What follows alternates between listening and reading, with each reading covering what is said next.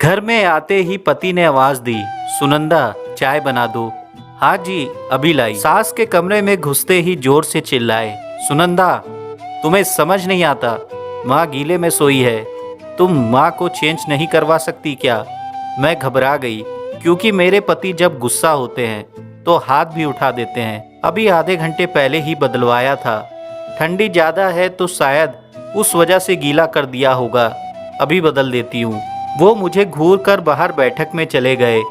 Mummy जी को change करवा कर सारे कपड़े धोकर मैं पति की चाय जो उबल उबल कर सूख गई थी उसकी जगह नई चाय बनाकर पति को उन्होंने पूछा, सुनंदा तुमने माँ को चाय दी? नहीं, वो जितना ज़्यादा लिक्विड लेती हैं उतनी दफ़ा गीला करती हैं। वैसे शाम को 4 बजे पिलाई थी। जोर का तमाचा मेरे गाल पर पड़ा। आलसी औरत, कामचोर हो गई हो तुम मेरी माँ का ख्याल नहीं रखती। जाओ और चाय दे दो माँ को। तमाचे की जलन और अपमान की घूंट पीकर मैं चाय बनाकर माँ को पिला आई।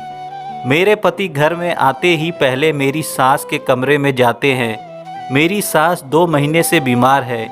एक दिन पूजा करते समय चक्कर आया था और वही मंदिर के पास गिर गई। गिरने से उनके सिर में चोट लगी थी जिससे उनका बायां अंग लकवाग्रस्त हो गया था। जब वह गिरी तो मैं कपड़े धो रही थी। आवाज़ सुनते ही दौड़ कर गई। किसी तरह पड़ोसियों को बुलाकर हॉस्पिटल भर्ती करवाया। पति को फ़ोन किया तो वो भी आ गए। वही अस्पताल से ननदों को भी फ़ोन कर दिया, परंतु बड़ी ननद ने बच्चों की पढ़ाई की वजह से आने में असमर्थता जाहिर की। बोली, मम्मी का ध्यान रखना, दवाइयाँ समय पर देना, वगैरह वगैरह। और छोटी ननद ने कहा, भाभी अभी तो मैं मनाली घूमने आई हूँ, लौटते वक्त मिलकर जाऊंगी। पूरे 20 दिन सास हॉस्पिटल में रही। घर और हॉस्पिटल के बीच तालमेल बिठाने में मैं आधी हो गई। पति तो ऑफिस चले जाते, बस रात को आते थे और मुझे बहुत सारी हिदायत देकर फिर घर चले जाते। 20 दिन बाद मम्मी जी घर आ गई। उनका खाना पीना, लैट्रिन, बाथरूम सब बिस्तर पर ही होता और सब काम की जिम्मेदारी मुझ पर आ गई। मैंने भी अपना फर्ज समझकर सब काम खुशी से करने लगी। मैंने सोचा यदि सास की जगह मेरी माँ होती तो भी तो मैं यही करती। घर आने के बाद दोनों ननद घर आई। घर में आते ही बड़ी पिंकी दीदी रोने लगी। ये क्या हो गया मम्मी को? मैं कहती थी कि भाभी माँ का ख्याल रखो, पर भाभी को तो अपने मायके से ही फुर्सत नहीं होती, तो तेरी माँ का ख्याल क्यों रखेगी? छोटी नैना दीदी ने भी सुर मिलाया, सही है दी, भाभी आप कहाँ थी उस वक्त? दीदी मैं यही थी, कपड़े धो रही थी, मैंने सफाई दी, पर वो दोनों तो बस लगे हैं आपस में, मुझे कोसते रहे। मैं उनके आओ भगत में लग गई। पति ने दूसरे दिन छुट्टी ली थी।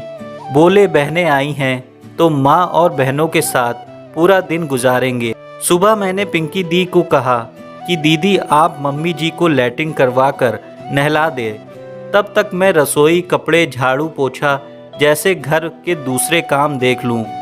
ना ना भाभी, मुझसे नहीं होगा ये सब, मुझे तो सोच कर ही उबकाई आ रही है। और आप ही तो कहती है ना कि ये आपकी सास नहीं माँ है, तो आप ही करो। खैर मैं सच में अपनी सास को सास नहीं अपनी माँ समझती हूँ, परंतु अभी तक मैं अपनी सास के दिल में बेटी वाला प्यार नहीं जगा पाई। पर जब वह बीमार हुई मैंने ठान लिया कि उनकी इतनी सेवा करूंगी कि वो मुझे बेटी जैसा प्रेम करने लगेगी। मैं दोपहर के खाने के लिए ननदों को बुलाने सास के कमरे में गई। दरवाजे पर पहुंची ही थी कि अंदर से मुझे फुसफुसाने की आवाज़ आई। वैसे तो मैं उनकी किसी बात पर मैं दखल नहीं देती। मेरी सास हमेशा कहती है कि ज़माना कितना भी बदल जाए पर बहू कभी बेटी नहीं बन सकती, पर मैं इस वाक्य को बदलने के लिए ही जी जान से जुटी थी। मैं मम्मी जी को जी जान से सेवा कर रही हूँ और अब मुझे लगता है मेरी सास मुझे बेटी ज़रूर मानेगी। और फुसफुसाने की आवाज़ सुनकर लगा कि शायद वो घड़ी आ गई कि जब मेरी सास मुझे सुनंदा बेटी कहेंगी।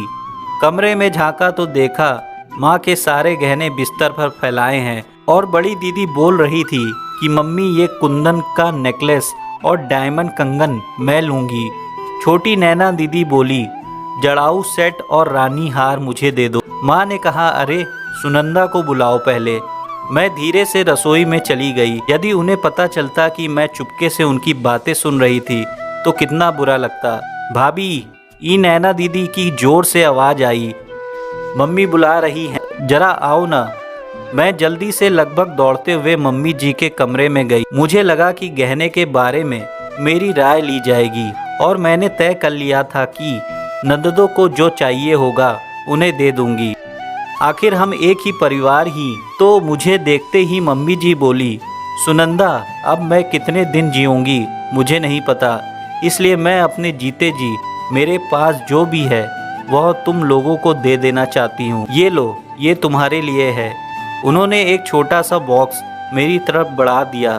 खोलकर देखा तो उसमें एक जोड़ी चांदी की पायल थी। फिर उन्होंने कंगन, रानी का हार, नेकलेस, जड़ाऊ सेट, अंगूठियाँ और भी छोटे मोटे गहने सब बड़ी दीदी और नैना दीदी को दे दिया। मैं कभी मुझे दी गई पायल तो कभी मेरी सास को देखते हुए रसोई में आ गई। अभी काम कर ही रही थी कि आवाज़ आई, भाभी, मम्मी को लैट्रिन हो गई है, आकर साफ कर दो।